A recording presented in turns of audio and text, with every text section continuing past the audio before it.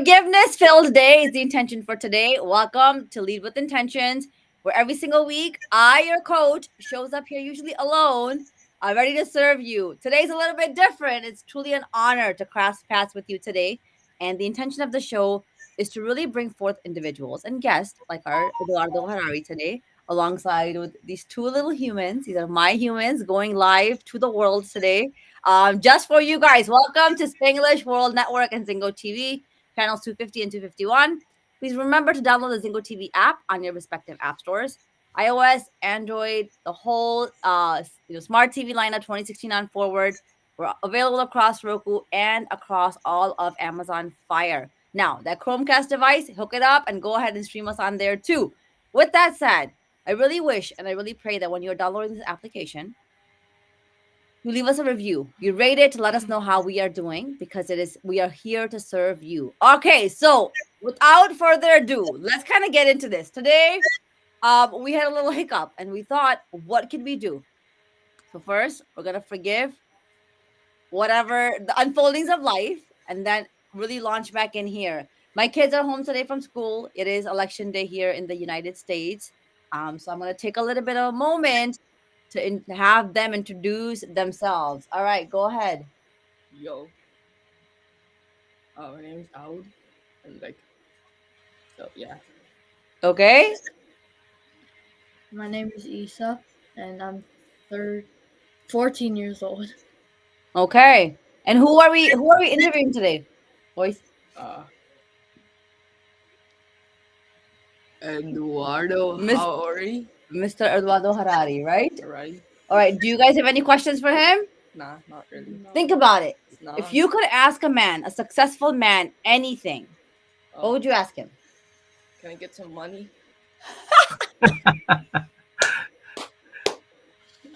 Gee, That's it. I see they roll from the right tree. That's what I'm saying. Like he's going right into it. Okay, so Mr. Eduardo, we're gonna learn a little bit more about him. We know that he has a family. He's got 2 kids, and we've talked about how for you family is so important. But today, I think what we're gonna do, and this is completely unscripted. So for those of you who are listening, be kind to us. Forgive us for our mistakes today. We are literally doing this on a fly. Okay, so tell us a little bit more about what's that mindset that you've had to tap into to really discover success for yourself and the people that you serve. I mean, success is the way you want to look at it, whether it is uh, in career wise, family, or money. And the monetary, to me, you don't measure success with money. Money doesn't is not everything in life. Uh, it's what you have done for the world that is more important in your success. What lessons, what legacies you are leaving behind for those who come behind you. Okay. What do you guys think about that? As teenagers, what do you think about that statement? I'm okay then. Okay, then. All right. All right. Any questions? Nah. No. No. So when we're talking about, you're basically talking about one of the most important things, and I think that's just like impact. When you're talking about impact, how is it that you see your impact, in the world? I don't know if I I try to remain very how can I say, attached to the ground. To me, what I go on normal as a normal day. If I make impact, I think it's comes from above, a, a world beyond me. But I think that what I try to do is go out every day and see how I can help, see how I can move move the world a little bit closer to that uh, self-reliance. When in in both organizations that organizations that I run, a lot of the impact that I do is on students.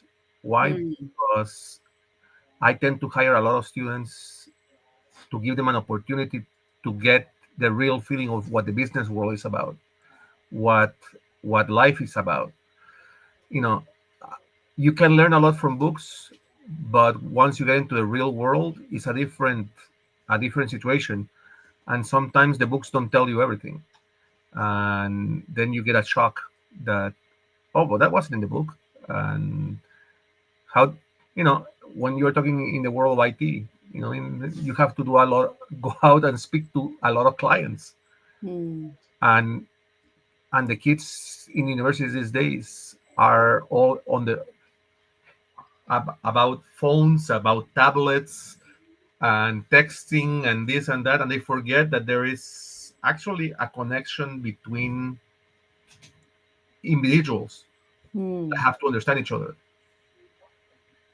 Okay. So that was an Isa. How do you two build connections with people? I kind of don't. I just like I'm like if you want to talk to me, just talk to me. And like I'm relatively chill to be around, except for when I'm hungry, which I am right now. Okay, so that was gonna go. He just literally said, I'm a pretty chill person to be around, except for when I'm hungry. So he's gonna go chill out and eat a little bit. Isa, how do you build connections with people? Um, I chat with them, see if I like them. If they're the right person for me, then I'll keep talking. And if it ends up well, it does. If it ends up bad, yeah, it's like it ends up bad. But I can't control them. Okay. What do you think about that, Eduardo? What do you think about that? What Isa's answer is? It's interesting because, you know, talking with friends, talking with people, there's interaction there, but it's an interaction of a, how can I say, of a closer nature. Mm-hmm. It's you know, and what I try to do with some of the students that we have in working with me is to teach them how to interact, not just that you have to make that connection with the person, because you have to be, to me, interaction is trust. Mm, uh, if you if that other person trusts you, what you are saying, and trusts who you are as a human, then the business will conduct itself by works itself out. So, in school, a lot of the interaction that you have is, how can I say, on a more relaxed environment. mm-hmm. So sometimes you forget that you have to be serious for a minute. Mm. Do you want to be serious? No, Nah. Do you think you'll be serious when you're older? no, Nah. Why not? life is too simple to be serious. You need to speak up a little bit more. Because life is too simple to be serious. Life is too simple to be serious, he says. Damn. That's a interesting concept. In- Okay. Can you tell us a little more about that, Isa? It's like Mm.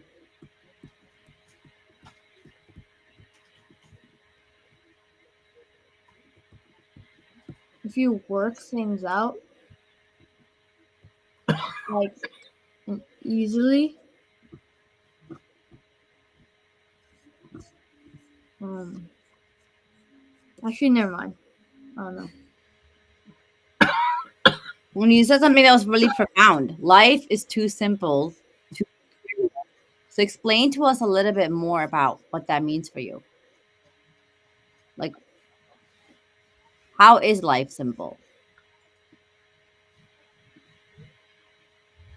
Because you could do what you want, but if you do bad things, then you'll get serious about it, and then you'll be like, oh, why did I do this? And then you'll get all stressed about it, blah, blah, blah. That's like, that you shouldn't do that. You should just take the simple route and have everything work out mostly instead of, I mean, taking everything in the harder way. Mm.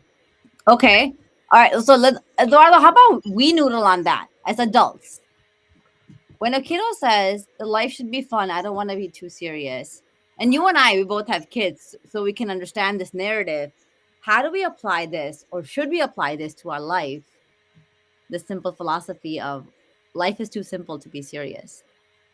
So I understand where he's coming from, because as adults we overcomplicate stuff because we are trying to do the right thing, Hmm. and we think that we are going the right way about it, but sometimes we forget who our how can I say how who our audience is. If we Hmm. are dealing with our kids, Yeah. we should try to be more forward, uh,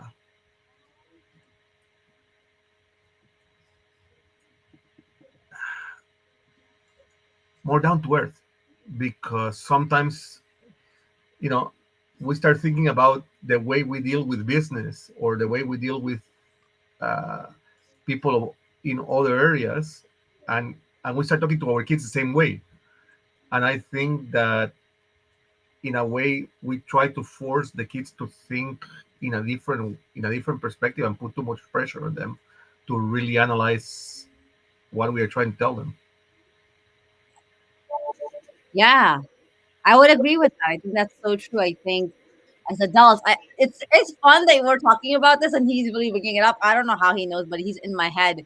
So in the morning today, I was went through a pretty tough yesterday with a lot of like standing up and being courageous and saying things in a way that I mostly don't.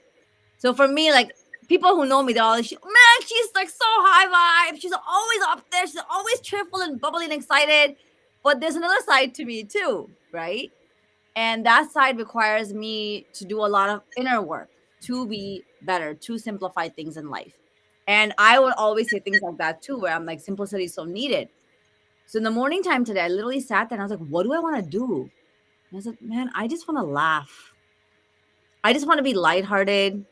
I just want to have fun. I don't want to take life so seriously. And that's what he's saying. He's saying simplify it. Yeah, definitely. If you think about what's going on today as a day in and we think of the US as this is our world, but what happens today in the US affects everybody around the world. And I have a lot of friends that have called me and have asked me, what do you think is going to happen? And I said, look, to tell you the truth, I don't know, but Mhm. it is, if you are worried about it, it's good, because then you're starting to think in the right way, that we all get affected by one simple decision Hmm. that is being drawn today, you know and it's I try to simplify the situation, Hmm. and there is, you know at the end of the day, a decision is going to be made and we don't have to live with it. And whether it's bad or it's good, I think that we have to move forward Hmm. and look at it as, let the decision not split us, but unite us to get it better the next time around. Okay. Yeah, I agree. I think we are, like as humanity and as a whole globe, we are interconnected, and one decision does trickle down. Isa, can you think of one decision that has changed your life, or something that happened in your life that has changed it? No. Nothing. Like you've had nothing happen in your life before? I have, but not anything that changed my life. Okay. So all the times that you've moved, nothing. Mm, all the times that I've moved, Uh-huh. Just have to kind of start all over again.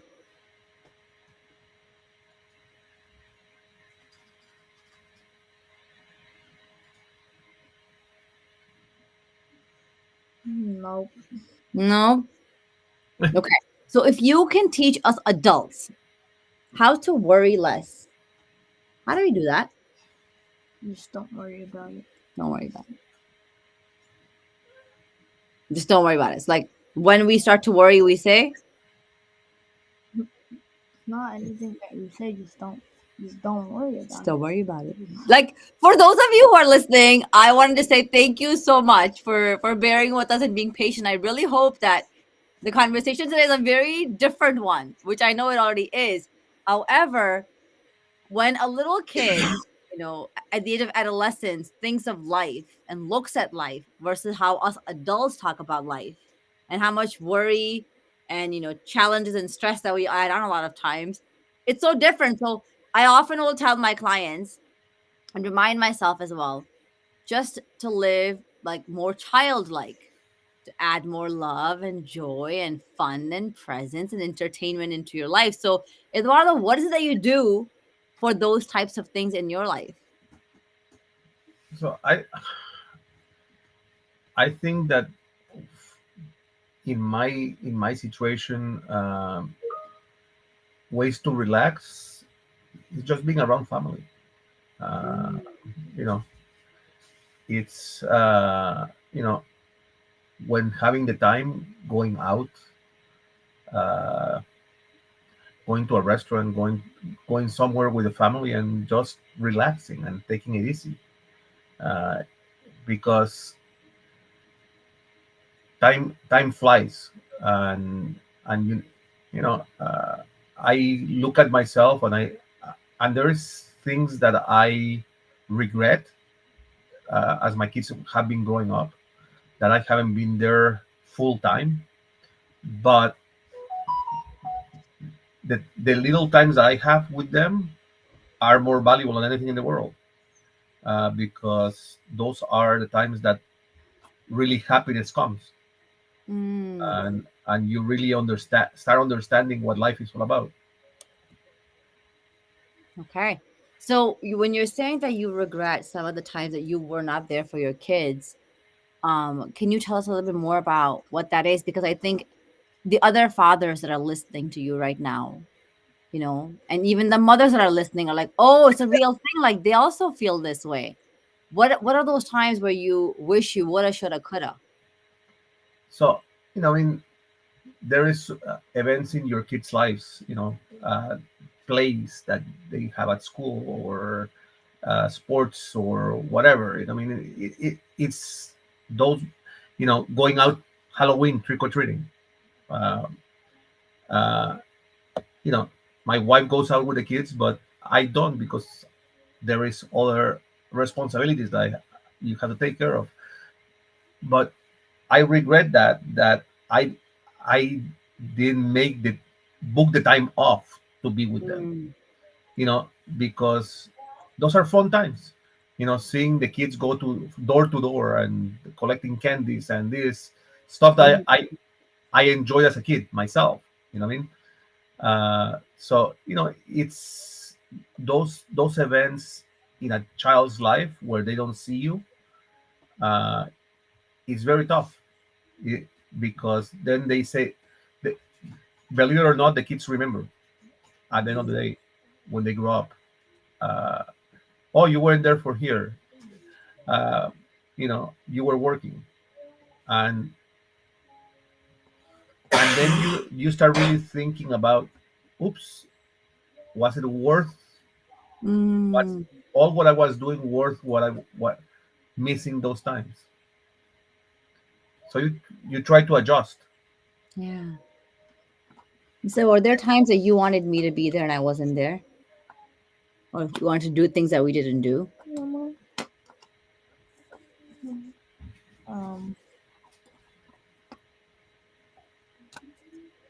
Um, Not that I can't remember it, but there was this one a while ago where my brother got really mad, and then I wanted to call my mom because he was beating me up, and then but I didn't because she was in California, and then she wasn't picking up her phone, and I wanted her there, but she couldn't come. Okay. All right. Why couldn't I come? Because you were in California. So I was in a different state. Yeah, Do you remember what I was doing there? you were at a growth day, Brendan Bouchard meeting or I was something. at a conference. Okay. All right. Well, Isa, do you want to keep staying on or do you want to go do other things? I'm gonna go, but I might come back. Okay. Well, we'll wait for you to come back. Awesome.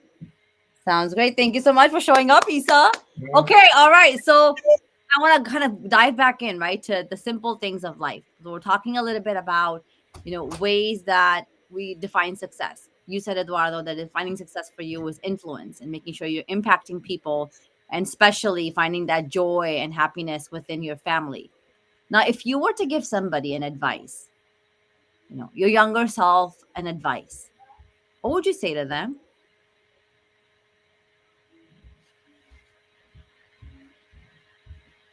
Don't. It's hard because although I would say, as your son said, take life in stride, it's hard to say that when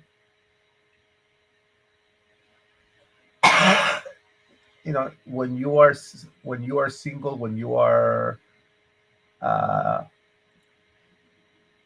starting your life. Uh, you tend to do things that you would otherwise you wouldn't do. Mm-hmm. But when you start a family and you are seeing, you know, your kids growing up, you say, hold on, there is time for fun, there is time for reality, and the reality takes over because you are saying, do I want them to go through the same struggles that I went through when I was young? Mm. And you don't want them to go through those struggles, and you try to give them everything, but that everything takes time. It doesn't as it says, it doesn't drop. I am not Abraham Lincoln. An apple doesn't drop out of the tree.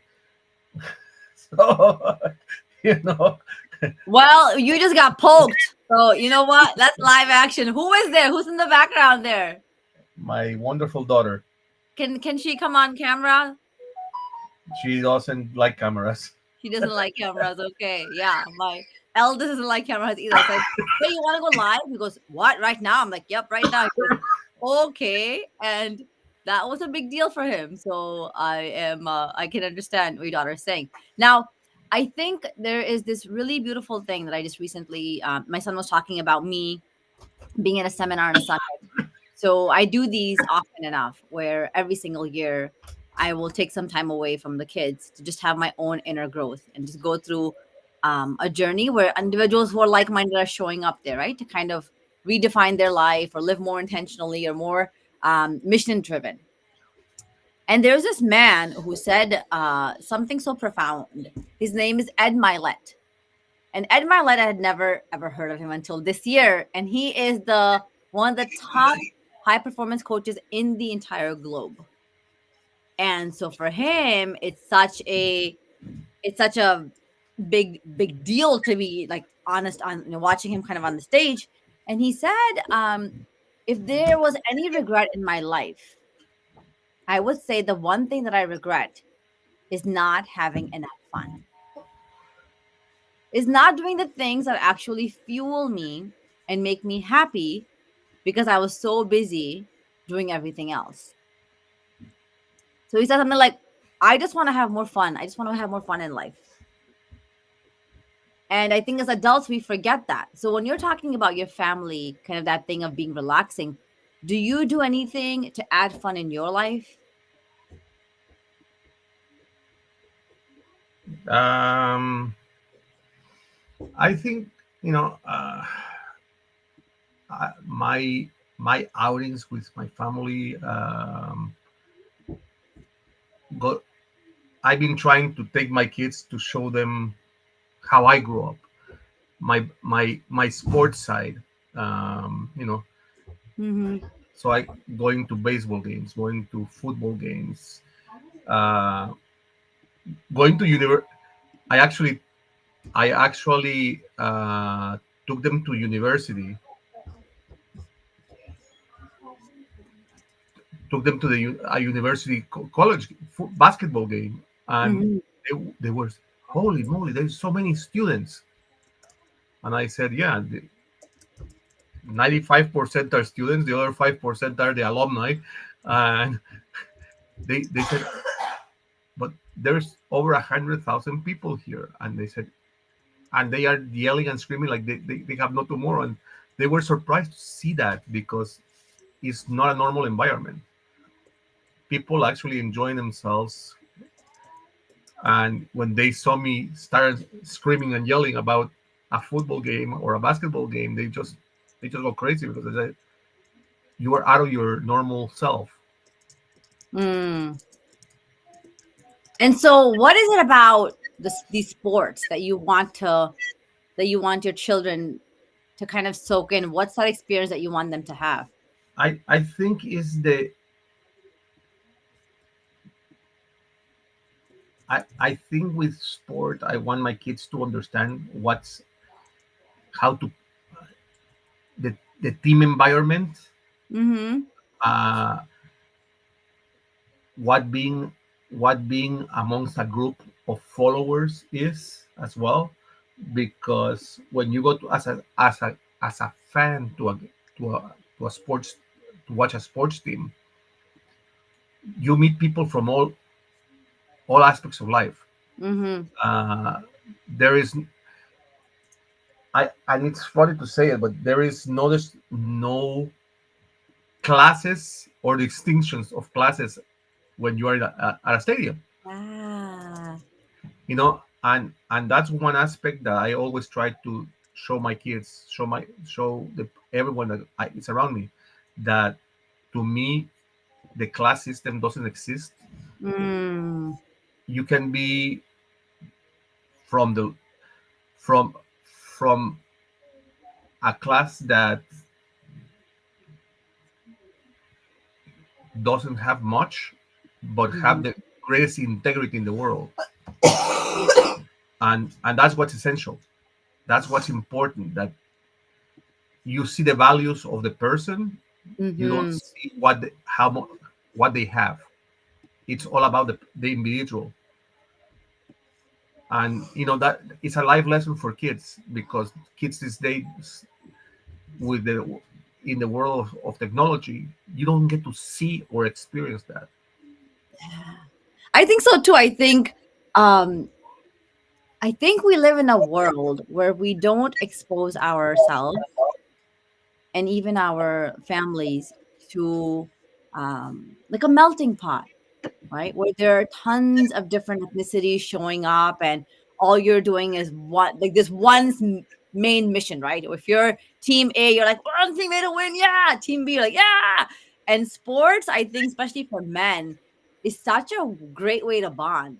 So, and I love the thought of you saying that I don't really look at, like basically borders as a line of division. You want people and humans to be one. And I think with you, I've felt that from the very beginning, which is why I said yes to, to doing this with you. And so when you're in that stadium, right? And I don't want to only stop at stadium. I want to kind of talk about, and for those of you who are here listening, I want you to kind of zoom out and think of a stadium like a community. What is in that community that enjoys you to bring back more joy, more fun, more excitement into life? So I think that is relative. The the You are going to enjoy whatever you do if you are in the right in the right environment, in the with the right people. No matter what happens, you are going to enjoy it because you are with the people that you want to be with. Mm. And to me, that's essential for to being to enjoy something. Uh, you go to a to the theater. I love to go to the theater, but if the if the atmosphere is not what you expect, you will not enjoy what you're watching. If you have people that actually, get involved in the play or whatever you're watching, and they Mm. get really thorough, you are going to enjoy it because you're hearing conversations between people on the other side saying, "Hey, did you see that? Did you catch that?" And and that's what makes it enjoyable because you are getting involved in what you are seeing, not just watching it for because it's there. That's so true. I think collective experiences, if so to speak, if we were to call it that, really bring out elevated emotions, elevated fun and joy, and just expressions. Right? Maybe you missed it. Somebody else saw it, and you're like, "What do you mean? What do you mean? Tell me what happened." And then it's like it starts a conversation, this dialogue, and I love that you actually enjoy theater because I did not know that about you at all. Yeah, that's has always been a passion with me in the idea that it takes you out of the realism of the world, and it takes you somewhere else. Particularly when you are, and I like a lot of musicals because the Mm. musicals are really uh, diverse. I mean, you go from one extreme in the when they do the quiet scenes to when they explode in emotion with the music around.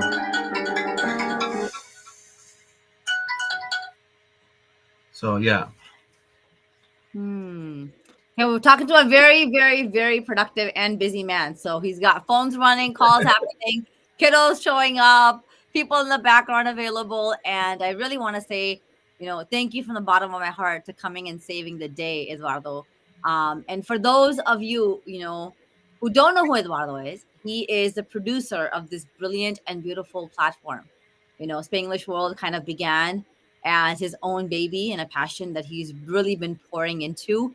And I want to tie that back a little bit into what we're talking about a little bit earlier with respect to success. Now, pandemic hits, you start to think of an idea, and this dream of yours starts to kind of, plant seeds. Where did that idea come from for you to actually start to produce your own TV shows and really build out a network that is across the globe? So the idea actually came during the pandemic because a lot of my friends in the sports world were being released from their duties because networks didn't have live sports to cover, Hmm. and the only live sports that there were very limited to the amount of people that could go in. There wasn't an audience. There wasn't so uh, the media world, the sports world was really being taken by storm. And I started calling up friends and I said, look, I am putting together a show about what's going on in soccer. The games are still going. The games were still going on, but no one was commentating on them. Yes. So I started broadcasting the games and with live commentation with my friends. Oh. And so, but was also doing shows about. I joined a platform on Apple um, that was basically an audio platform, and we would get together with people there and talk about different topics. But one of the things that was hitting a lot of people was mental health. And with some of my friends in sport and with commentators of sport, we started talking about mental health in sport and Mm-hmm. and how it has affected athletes, people in the media, people within as well in the business side of sport. And so I brought that and I said, okay, so now let's bring that and do it on YouTube or do it on social media and stuff like that. And then I said, hold on, why should I? Why should it be my show? Why cannot they don't do it as well? They can have their own show of what they want. And I started bringing, giving my friends in the media shows, and they started putting together that. And it was funny because one friend brought one of his friends, and I started seeing that he had a different angle on stuff. So I started saying, you know what?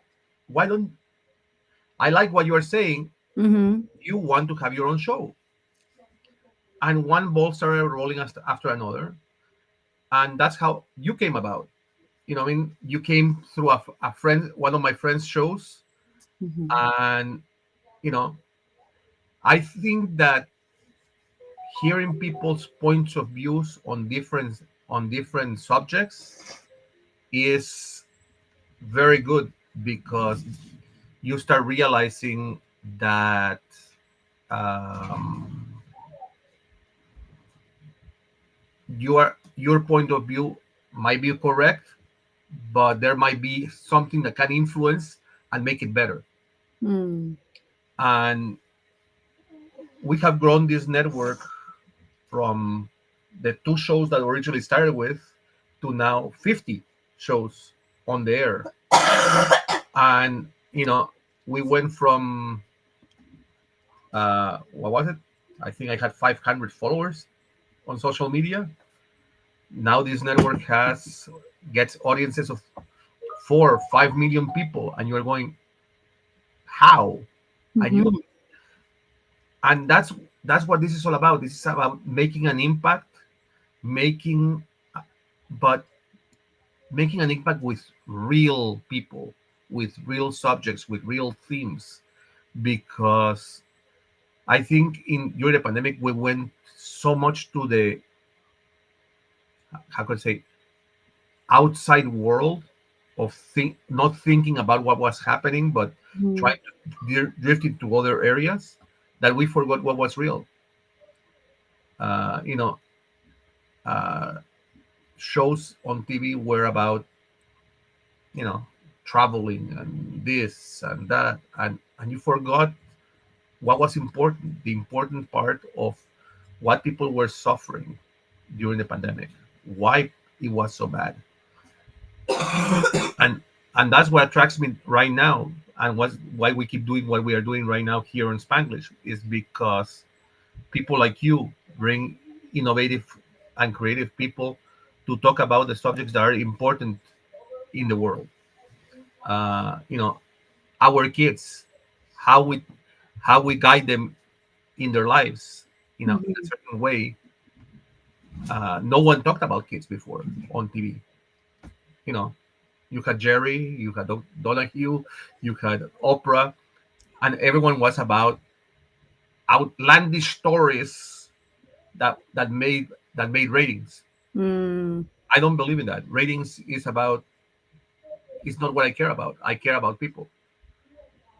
I don't care if we have 300,000 people or we have 3 million people. I don't care. Why? Because as long as we can affect one person and that person can make one change in their lives, that's what's important. And the impact that we are, by having the amount of people that we are having, we are making an impact.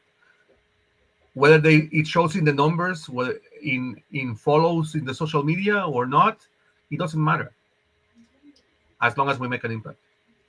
All right, so you are listening and you are tuned in, and I'm so grateful to you for doing that. But you heard it here from the man himself. He's talking about just one person, And you're that one person sitting in your living room or your bedroom right now listening to this show. You're that one parent who maybe heard a different point of view that, hey, you know what? If you're a mother, you heard a father saying, I wish I could always be there. Or if you're a mother, you're thinking, oh, maybe my husband or my partner or his father, things like that too. We don't know. And I think it's so beautiful how we're all kind of, like wrapping this up back to that essence of connection and impact. And that's what it began to. So tell us a little bit, Eduardo, like when we are looking at numbers, which don't matter to you, going from people who you're impacting, like maybe a few people as you began this network only 4 years ago. What does that reach now? What's that global audience that you impact on a year to year, if not a month to month basis? So, I mean, we are seeing numbers for the shows in the 3-4 million people per show, which is great.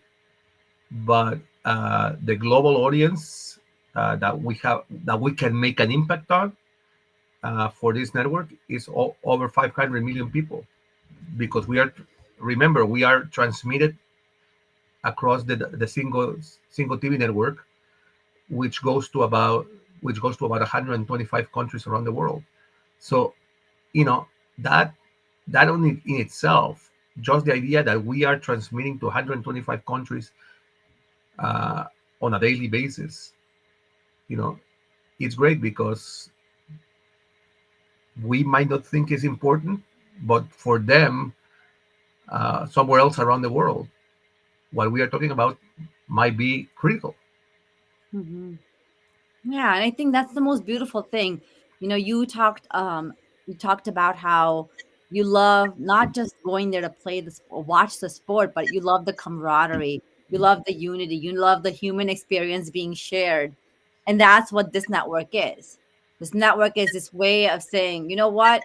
There's someone sitting on a chair, someplace, wherever that is, on this globe, and this is their story. How can we learn something small from it? And I think for me, the biggest takeaway was that you just trying to impact one person on brain, just one person, not tens and thousands and millions and billions of people, just one person, because that one change that you and I both know can actually trickle down so much goodness into every interaction, every experience, their families and generations to come. And that one thing I would love for you to share with us.